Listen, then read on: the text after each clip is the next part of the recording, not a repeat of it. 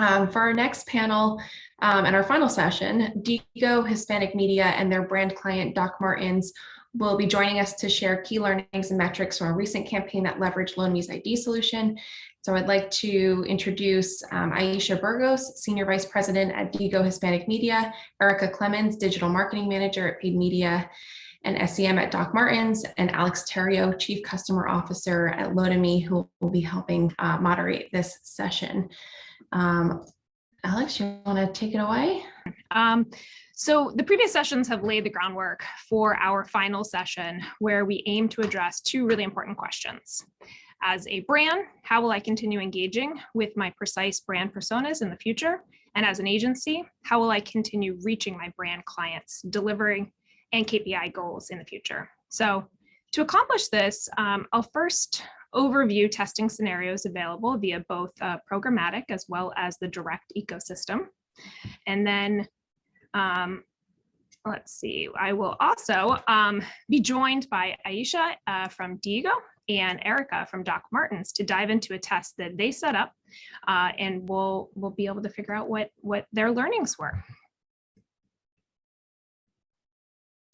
All right, so first off, to talk about test scenarios. Identity and universal IDs are terms that are thrown around a lot these days, often with little directive as far as how to test or how to adopt them. I'll be covering three methods to test. The first is working directly with DSPs that have integrated with one or many of the universal IDs that are out there.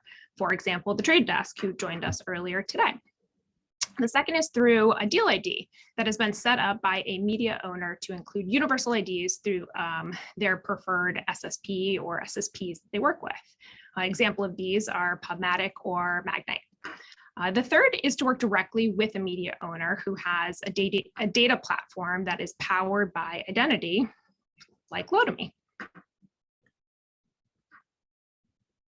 And just to visually represent this, so that way it's really clear, because I know we're throwing around a lot of different existing terms and some new terms, and data is moving in a lot of different directions. I wanted to really give you guys a sense of the programmatic landscape and how we see things evolving in the future. So in this case, you have media owners on one side, you have advertisers and agencies on the other side, and data is flowing into intermediaries, data solutions that are able to collect first-party data and also manage second and third-party data. So the data is flowing into the data platforms, and then they're also able to permission that data into their own seats in SSPs and DSPs respectively. On top of that, we're able to permission second and third-party data. So these can be really custom segments. This can also be our off-the-shelf kind of segments, auto intenders, or demographic information. This all allows for addressability for an agency to go in and be able to execute a buy. So to go into our first test scenario, we're going to zoom in on the DSP relationship. So this scenario, both first-party data from the advertiser, also first-party data from a media owner can go into a DSP. On top of that is the rich and scalable second and third-party data that can be layered on top. In this case, there is universal IDs are being passed from a media owner. They have code on page, it's getting passed upstream into an SSP, and then from there, they can actually continue to pass that into the DSP, where the integrations that are happening between these identity platforms are unlocking the ability to understand what these the user audience is and qualify for different profiles. Moving over to the SSP test scenario number 2, this is where the universal IDs are being passed upstream again, but in this case, the deal ID, they're being unlocked at the SSP level, and that is allowing for deal IDs to be passed into a DSP and be bought there. Both of these two scenarios allow for first party, second party, and third party targeting, because those different data options are available in each of those platforms. And it's a matter of just figuring out which way do you want to set up a test. So Are you going to be looking at certain browsers that delivery is happening on? Work directly with a DSP and your main point of contact there to set up a scenario where you have identity enabled audiences that you can target separate from ones that are not identity enabled. So really just the status quo of what we've all worked with for many, many years, third-party cookies and different device IDs that are available. Then for the last test scenario that we wanted to cover off on today is more of the direct buying. So this is a case where a media owner works with a data solution like Lotame. They have code on page and they're able to pass audiences client side. So what this means is that via key value, they can in real time tell Google Ad Manager what audiences that impression, that user that's on their site qualifies for. And this is really a great opportunity for media owners in direct buying relationships that you guys have. I think this is a great one for premium opportunities. And both Aisha and Erica, who are going to be joining me, work very closely hand in hand together. And so it well represents that. All right, so we've talked a lot about setting up a test. So once you have a test that's been set up and is either mid-flight or wrapping up, some of the things that we're working with agencies to review and better assess how are things working. Are we actually better off in the future without third-party cookies? Are things like delivery? So are you able to extend across more inventory? Effective CPM? Are there opportunities to decrease your media costs? Effective CPC, are you seeing more efficient performance? Viewability, can you generate more successful branding initiatives? So while third-party cookies are still around, most prominently on Chrome, consider using Safari as a proxy for the future. So really zoom in on delivery and performance on Safari compared to Chrome. And those are some of the things that you're going to hear us talk about today. All right, so let's segue into a case study that Lotame has worked with Digo and Doc Martens on. And so without any further ado, Aisha, I'm going to hand things over to you to kick us off. Thank you, Alex, and hello, everyone.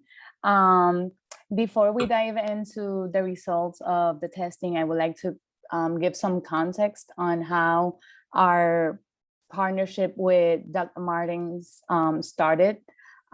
It all started last year when they launched their Spanish site, and their main objective was to connect and engage with the U.S. Hispanic audience and with the Hispanic audience in the United States.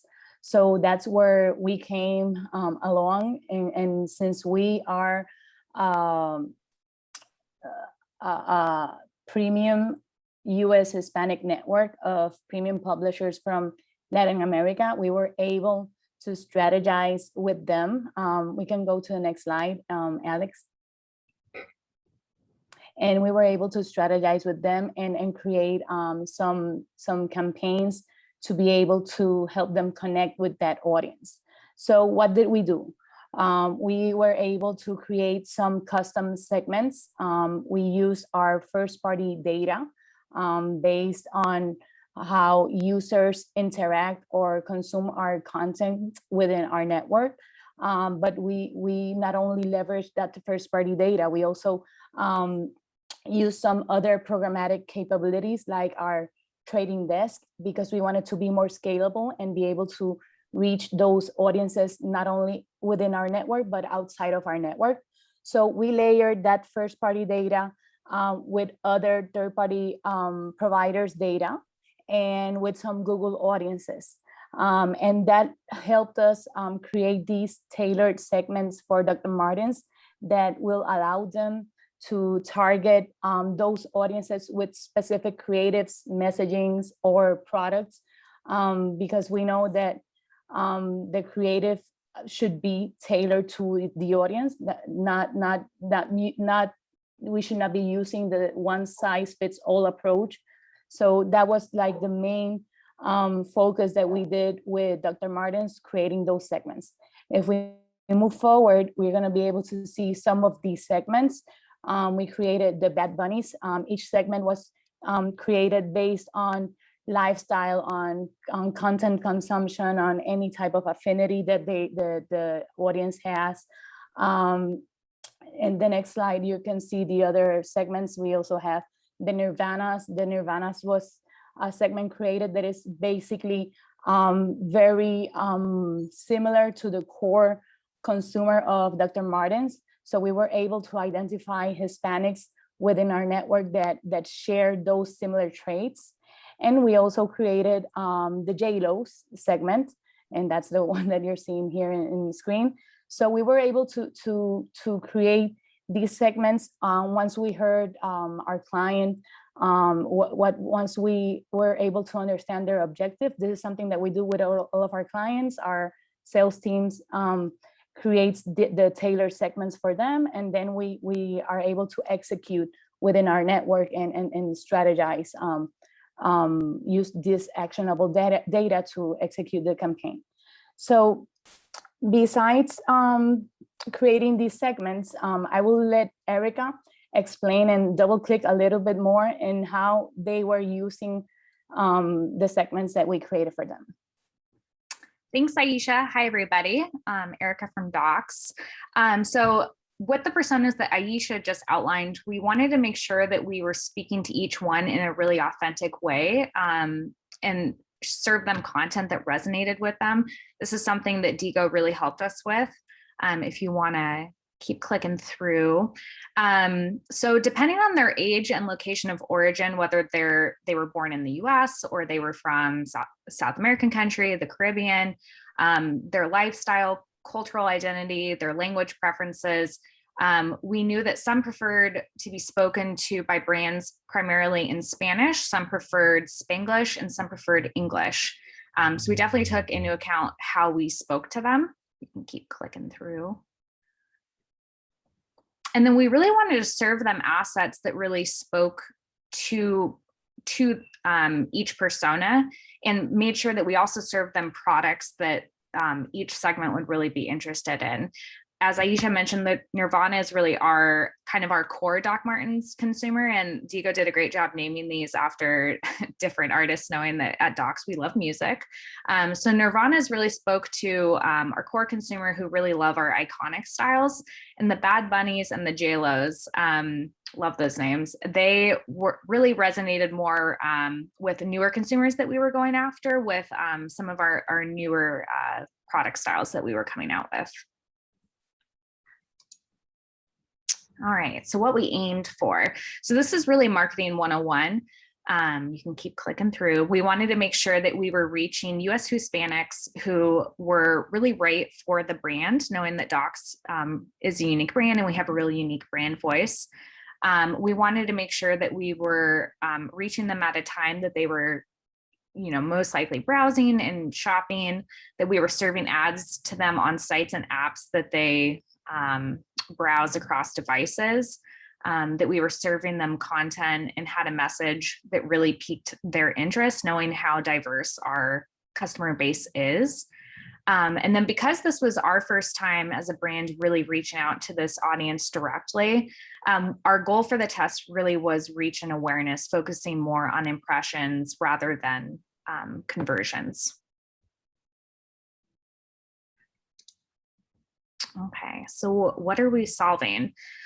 So as a brand, we knew that in the future, we couldn't keep relying just on cookies to reach new customers and keep speaking with our existing Docs customers with all the consumer privacy updates coming down. We wanted to make sure we could keep identifying consumers who were really right for the brand, especially for this US Hispanic audience that we were just starting to speak to. We knew that we had our first party data from our site activity, our customer list, et cetera, that we could use to run segmented campaigns with, but we weren't exactly sure how we could reach out to new customers with the cookie-less future coming. So this is where Digo came in. We brainstormed this with their team, and they were great about coming up with the solution right away, leveraging Lotame to combine our data with their first party data, and it's definitely really helpful working with an agency that owns a lot of media properties. And then also how we could use Lotame to combine second and third party data that's still available to advertisers. So Aisha, I'll let you answer the question from an agency perspective, what you were trying to solve. Yeah, basically we were trying to future-proof our audience start a strategy, not only for us, but for our clients. So what we wanted to do is to validate and test that the identity solution was going to be the one, that it's going to help us in this third-party cookieless world. And by running, just as Alex mentioned, by running in Safari as our proxy for the future state. So basically that's what we're going to be seeing in the future slides. All right, great. Yeah, thanks, Aisha and Erica. So just to kind of set the stage here, as was really well put out there, and I love the visuals of having the Nirvanas and the J-Los. It really kind of ages me a little bit with, you know, I'm a 90s music gal, so this was really fun to be involved in. But how do you bring this to life? So as Erica mentioned, using their first party data, knowing what they know about their customer, using Digo's first party data, knowing, you know, they have direct access with those media properties that they work with, and then for additional scale, still having access to really rich and customizable third party data that Lotame offered.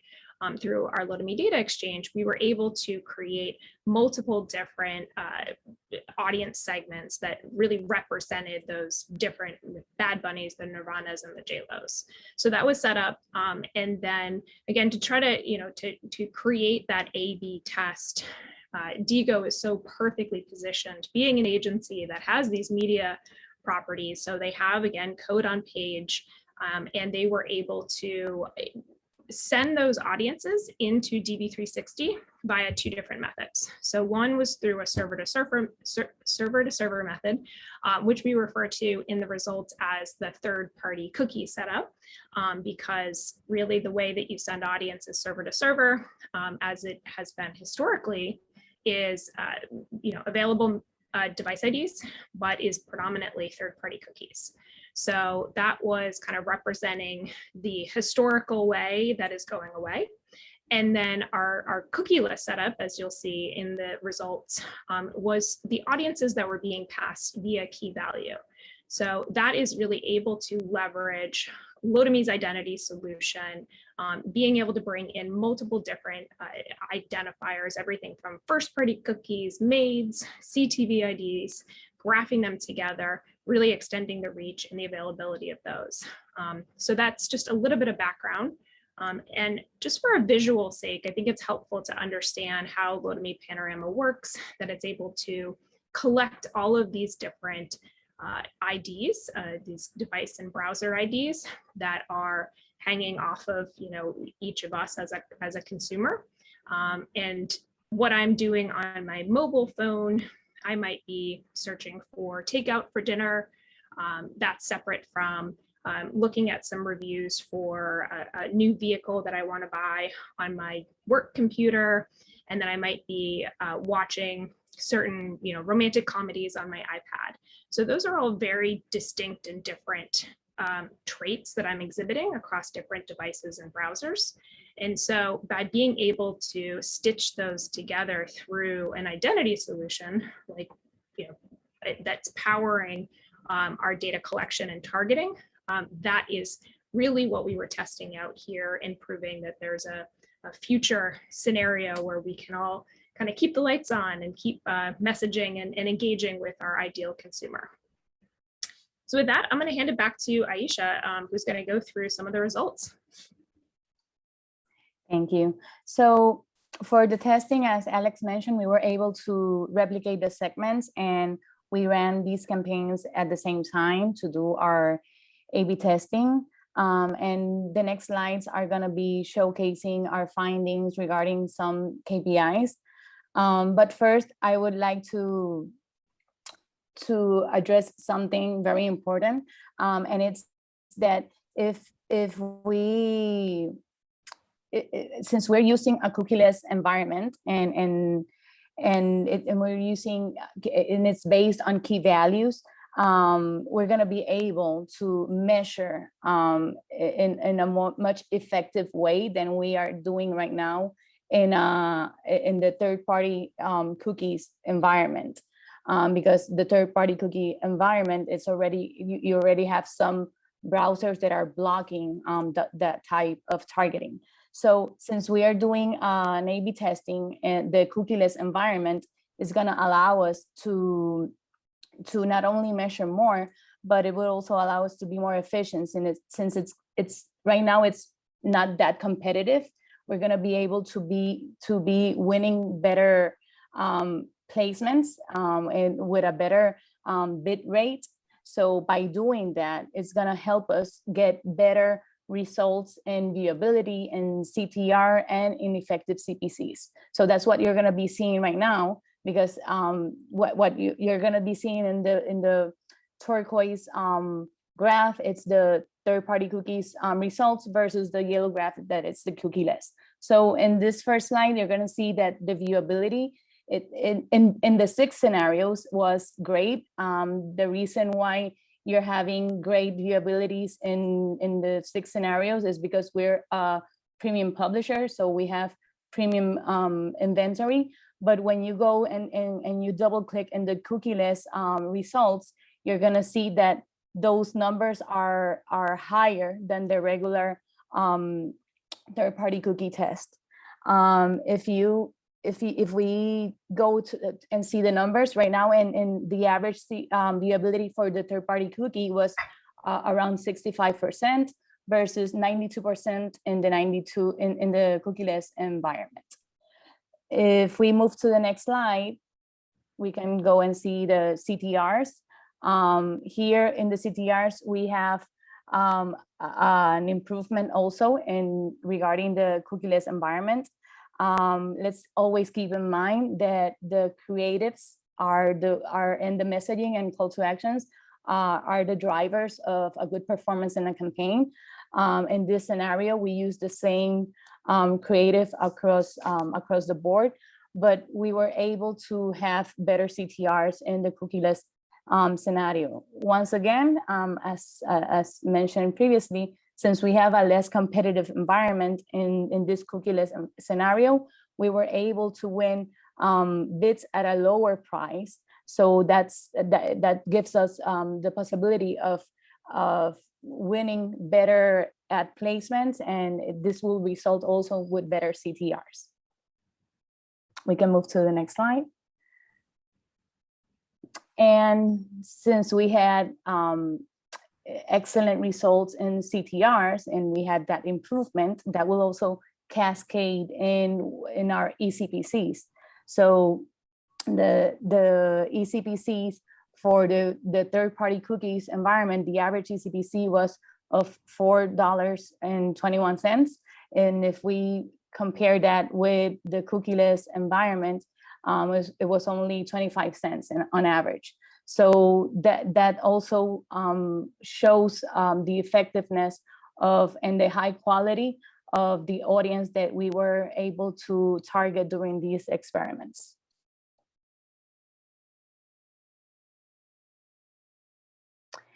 And in this slide, you can also see the same results, but by browser.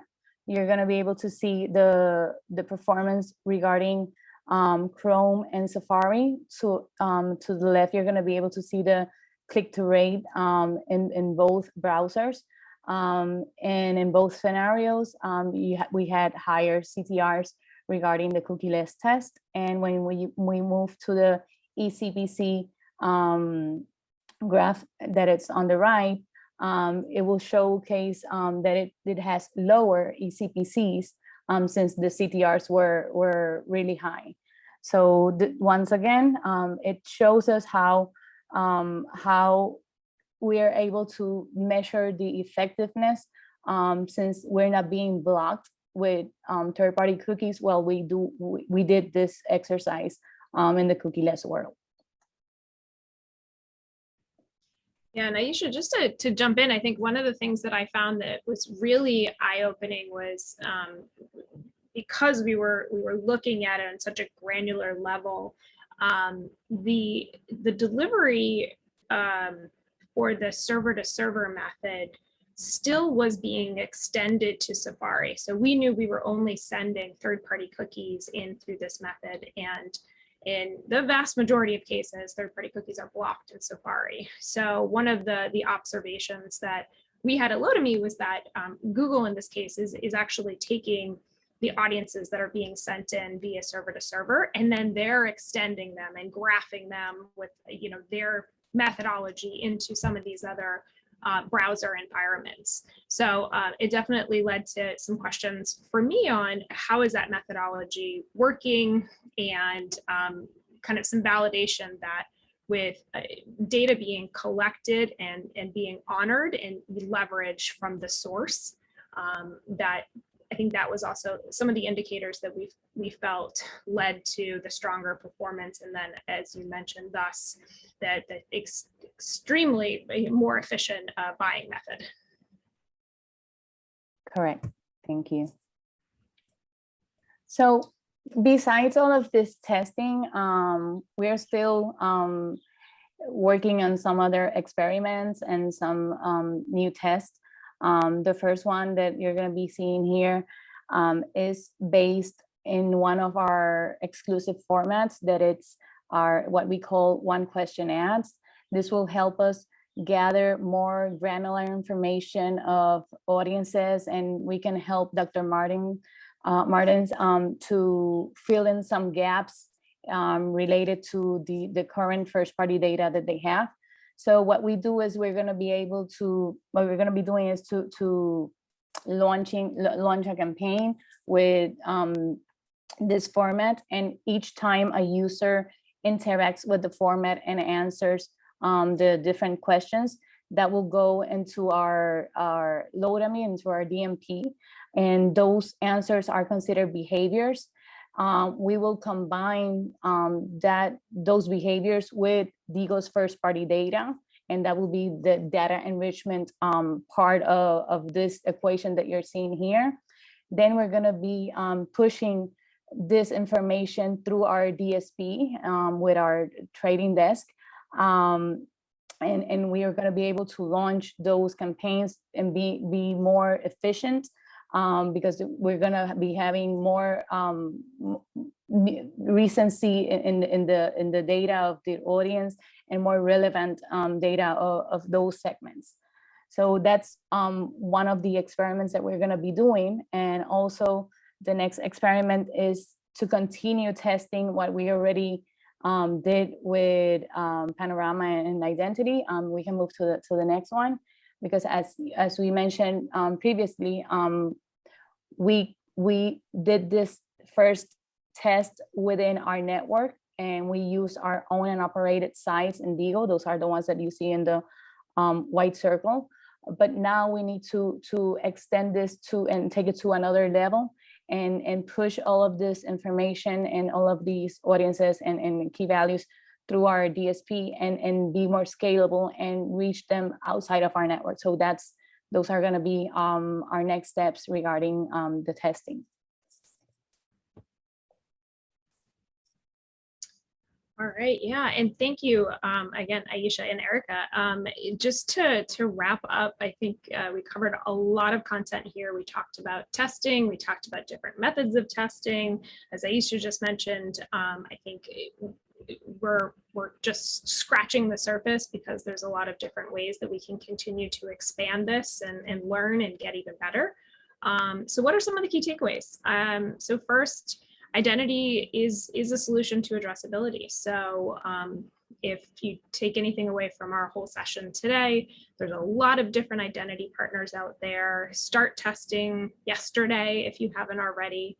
And I think start learning what is a good solution for the various different initiatives that your brands or your own agency models are looking to achieve. Second, marketers will continue to see value in data enrichment. So we heard from a lot of different marketers today about how they have and how they'll continue to rely upon third-party data enrichment solutions. First party is critical. It's what can help inform the ideal consumer, and we definitely want to leverage it to the extent that we can, but also extending that, finding new eyeballs, engaging new customers. That's where third-party data and data enrichment can play a great role. We're seeing some early signs that the loss of third-party cookies will not, end the world. It actually might deliver improved performance. So we're leaning in, and we want to learn more. We want to, work with you guys to learn more. The performance is improved if data fuels specific segmentation and personalized messaging. So as Aisha was talking about, this was, probably a very simple test in the sense that we started with Doc Martens' great personas that they had, but we can take it to the next level now because we can actually infuse that in more custom creative that's going to inform even better targeting. This is all data powered and can leverage the creativity that Digo and Doc Martens has showed us today. Agencies will win by working more closely with publishers and media owners. So in this case, Digo is a perfect example. They have this the ideal scenario where they're an agency, but they also have direct relationships with media owners. But I think that's a good opportunity for everybody listening in to lean in and work directly with the Digos of the world, but also going direct to the publishers and media owners that you work with for your premium ad buys, and really lean in and ask them how they're adopting identity and how you can work more closely with them. And again, start testing. I think that was a very clear message from all of our sessions today. Without, I think, anything else here, I just want to say again, Aisha and Erica, thank you so much for joining from very far away from me. I'm in New York City right now. Maybe one day we can meet in person. And so thank you guys so much for making the time.